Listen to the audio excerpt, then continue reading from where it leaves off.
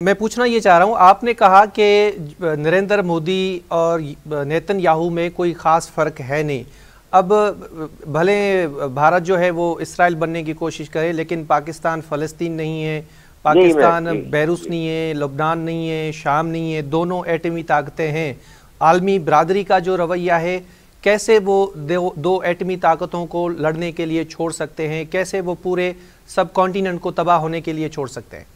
नहीं, आपकी मैं इसी तरफ आ रहा था कि लेकिन वहां जहां पर नेतन्याहू बैठा है वहां अरब ममालिक की मुनाफकत थी या गैर मुसल्लह लोग थे, लेकिन पाकिस्तान की एक ऑर्गेनाइज्ड आर्मी है और पाकिस्तान के सियासी मंजरनामे में बहुत ज्यादा कंफ्यूजन होने के बावजूद जब कौमी सलामती का मसला आता है या इंडिया के हवाले से कोई ऐसी वार मुसल्लत हुई है, तो आज आप देख सकते हैं कि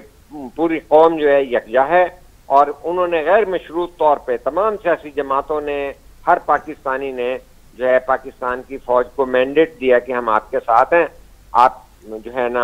आगे बढ़े, हम आपके साथ हैं। तो ये यहाँ पर पाकिस्तान की फौज ने उनको खातिर में नहीं लाए कि भाई वो बड़ी कुव्वत है और बड़े अच्छे रिस्पॉन्स दिए हैं, लेकिन इसके अंदर जो मैं खदशे का इजहार करना चाहता हूँ वो ये है कि क्योंकि आपने खारजा मामलात से छेड़ा था, तो ये मुमालिक जो हैं ये चाहेंगे कि हल्की फुल्की मौसीकी होती रहे। आप ये देखिए कि अमेरिका का ये बयान आया था ना कि न्यूक्लियर जो है जंग नहीं होगी। अभी हम ये समझते हैं, उनके नायब सदर ने कहा है कि न्यूक्लियर जंग के या एटमी लड़ाई का, एटमी कुव्वत का इस्तेमाल होने का कोई इम्कान नहीं है, अभी नजर नहीं आ रहा। कोई तो नहीं कहा, यानी इम्कान नहीं है। तो मैं ये समझता हूँ कि इस तरह की तो मैसेजिंग हो जाएगी कि न्यूक्लियर वेपन जो है दोनों मुल्क जो है एक दूसरे के खिलाफ इस्तेमाल ना करें, लेकिन जो कुछ उन्होंने किया, जिस तरह से रात को हमला किया और जिस तरह मिसाइल बरसाए और जिस तरह जो है पाकिस्तान की सॉवरेनिटी को चैलेंज किया और शहरी इलाकों को टारगेट किया, वो एक बहुत बड़ी बदमाशी की सूरत हाल है, जिसके अंदर उन्होंने किसी जो है जिनेवा और किसी आलमी सतह के जो है मामलात को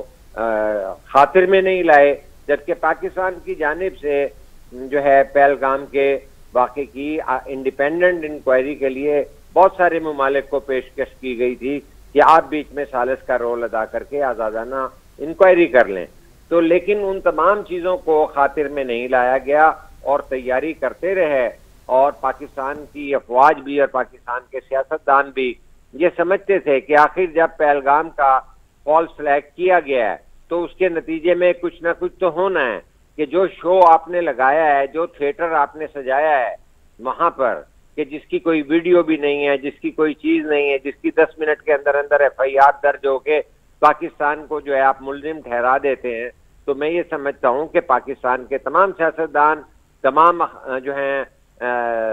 इंटेलिजेंसिया और मुसल्लह अफवाज इस चीज पे बिल्कुल क्लियर हो चुके थे और ये सबके सामने बात आ चुकी थी कि इंडिया की तरफ से कुछ होना है, क्योंकि वो स्टेज जो लगाया गया था पहलगाम का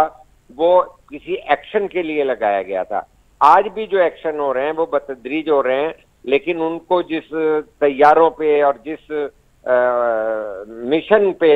एक फख्र था, गरूर था, वो पहले दिन ही खाक में मिला। तो उसके बाद जो है वो रिवाइज पॉलिसी पे फिर ड्रोन पे आ रहे हैं कि आज 77 ड्रोन जो हैं गिर चुके हैं।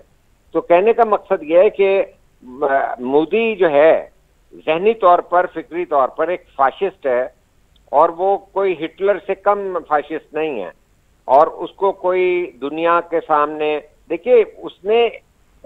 गुजरात में क्या किया था, गुजरात का कातिल उसे कहा जाता है आलमी सतह पे, इंडिया में उसे गुजरात का कातिल कहा जाता है। ठीक है शाहीन कुरैशी साहब, आपका बहुत शुक्रिया।